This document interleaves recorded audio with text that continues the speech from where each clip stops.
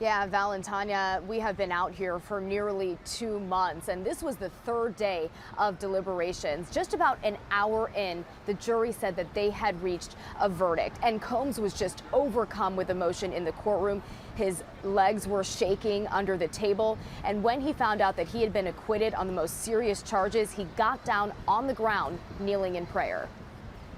Hip-hop mogul Sean Diddy Combs found partially guilty in his federal criminal trial. The jury finding him not guilty of the most serious charge, racketeering conspiracy, but finding him guilty of counts 3 and 5, transportation to engage in prostitution. Combs also found not guilty of sex trafficking. The prosecution calling 34 witnesses over the course of more than 6 weeks, including ex-girlfriends, former Combs employees, and rapper Kid Cudi. Prosecutors argued Combs and his associates used his business as a criminal enterprise to lure and traffic his ex-girlfriends Cassie Ventura and a woman who testified under the pseudonym Jane. They both testified they felt forced into drug-fueled sex performances with male escorts that Combs referred to as freak-offs, hotel nights, or wild king nights. The jury seeing more than 1,000 exhibits, including photos of baby oil and lubricant, assault weapons, and drugs.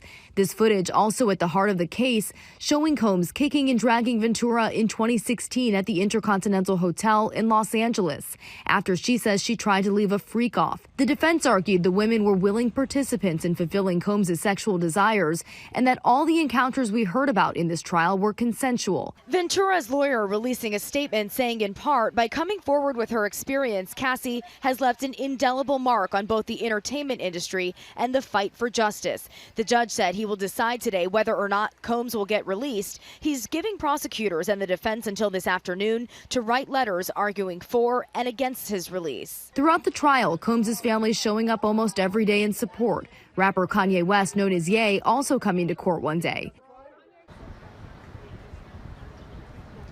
Now, next up, Combs will be back in court for sentencing. He faces up to 20 years in prison. Val, Tanya. Rena, thank you. And right now, Diddy's family is celebrating on the street in New York City. We're going to bring in ABC 7 legal analyst Gil Sofer. He joins us live to help us understand the verdict. Gil, good morning.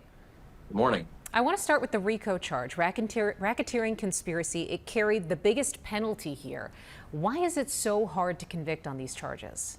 It is often hard to convict on a RICO charge. It requires a lot of elements of proof. The government has to show a criminal enterprise. It has to show a pattern of racketeering. It has to show predicate acts. It typically charges co-conspirators.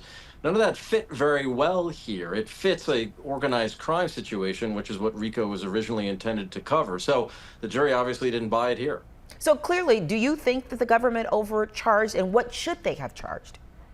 Well, the government charged correctly on the counts that he was convicted of course, the prostitution, the Mann Act charges. RICO, I think, looking back, is an overcharge, and it fed into the defense's argument that the government here is making a mountain out of a molehill, that it's trying to criminalize what was, at worst, bad conduct, prostitution, and at best just a swinger lifestyle. Unfortunately, it fed in for the government. Unfortunately, it fed into the defense argument. Well, speaking of a mountain of evidence here. 6 weeks, 34 witnesses. Does that become a real challenge for jurors when they have to sit down and go through that evidence to come to a verdict?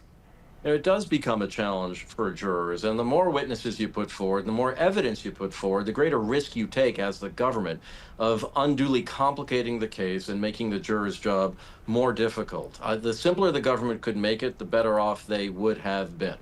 Gil, what kind of jail time do you think realistically he'll face? Well, we know he won't now face life imprisonment. That's what he would have faced had he been convicted of those serious, more serious charges. Each of these charges, the Mann Act charges, the prostitution charges, carries a 10-year mandatory, or rather 10-year maximum sentence. He won't be getting 10 years. He'll get some jail time, but it'll be less than that. All right. Yeah. ABC 7 legal analyst Gil Sofer, always appreciate your time and your insight. Thank you.